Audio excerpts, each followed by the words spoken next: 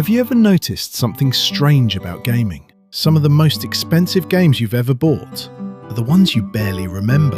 And then there are those little games, the ones you picked up during a sale for $10, maybe even less. You didn't expect much from them. Maybe you bought them on a whim. Maybe you only planned to play for half an hour.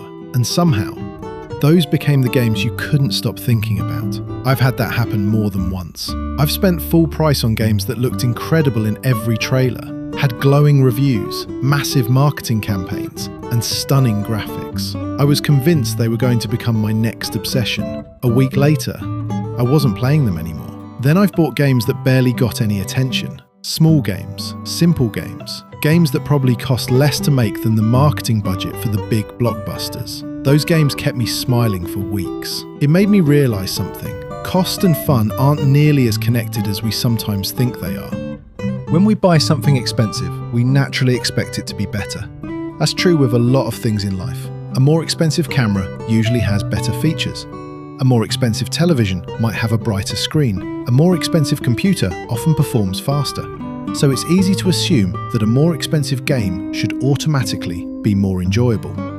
But games are different. Games aren't tools, they're experiences, and experiences are personal. No amount of money spent developing a game can guarantee that you're going to connect with it. Sometimes we confuse quality with enjoyment. A game can be incredibly well made. Beautiful graphics, outstanding music, Hollywood-quality voice acting, huge open worlds, thousands of animations, an enormous budget. All of those things contribute to quality, but they don't automatically create fun. We've all watched movies that won awards and enjoyed a goofy comedy more. The same thing happens in gaming.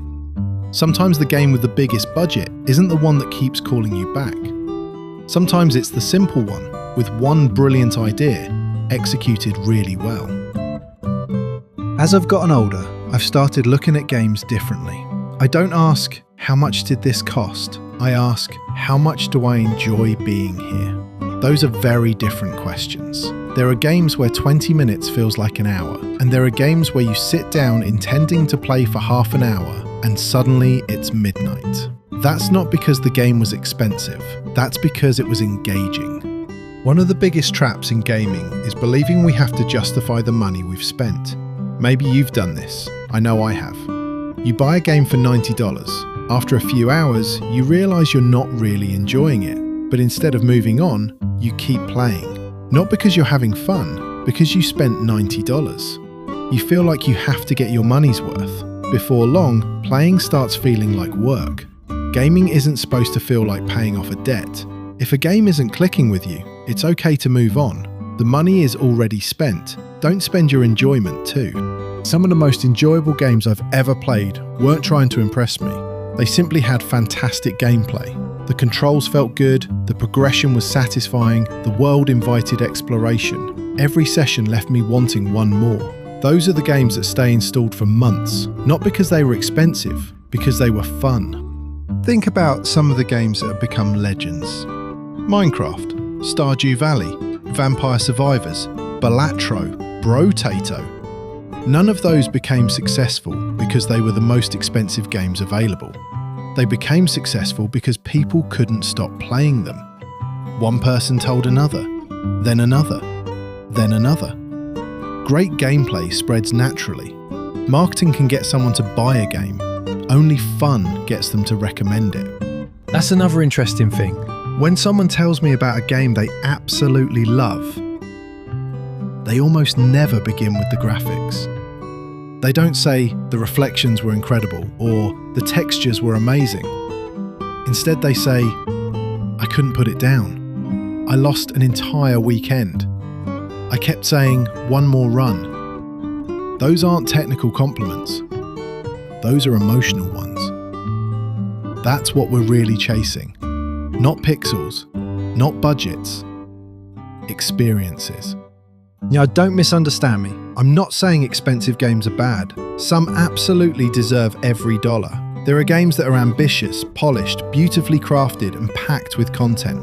I've enjoyed plenty of them. Price isn't the problem.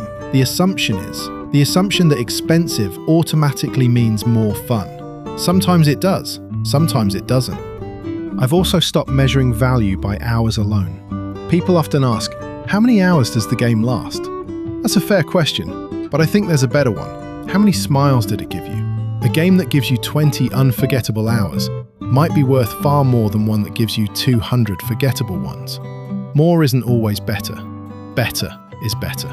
As an older gamer, I think that's become easier to appreciate. I'm no longer trying to keep up with every release. I'm not trying to play what's trending. I'm not worried about missing out. I just want games that make me happy to pick up the controller. Sometimes that's a huge adventure. Sometimes it's a tiny indie game. Sometimes it's returning to a game I've played for years because it still brings me peace. There isn't a wrong answer. Marketing tells us to chase the next big thing. Gaming reminds us to chase what we enjoy. Those aren't always the same thing.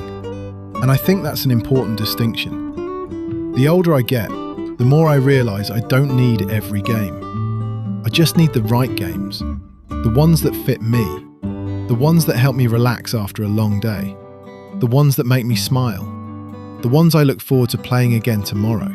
So these days, before I buy a game, I ask myself one simple question. Not, is it worth $80? Not, is everyone talking about it? Not, will this impress other people? I ask, does this look like something I'll genuinely enjoy? That question has probably saved me more money than waiting for sales ever has. Because sometimes the best purchase isn't buying the newest game. It's finally buying the one you've quietly wanted all along. Some of my favourite gaming memories came from inexpensive games. Some of my biggest disappointments came from expensive ones. That doesn't mean expensive games are bad. It simply reminds me that cost and fun aren't the same thing. They're not even close. So don't let a price tag decide how much joy a game is supposed to bring you.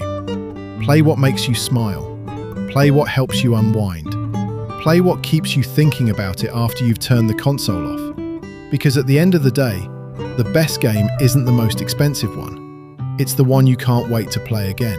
And I think that's something worth remembering. Thanks for watching, and until next time, happy gaming.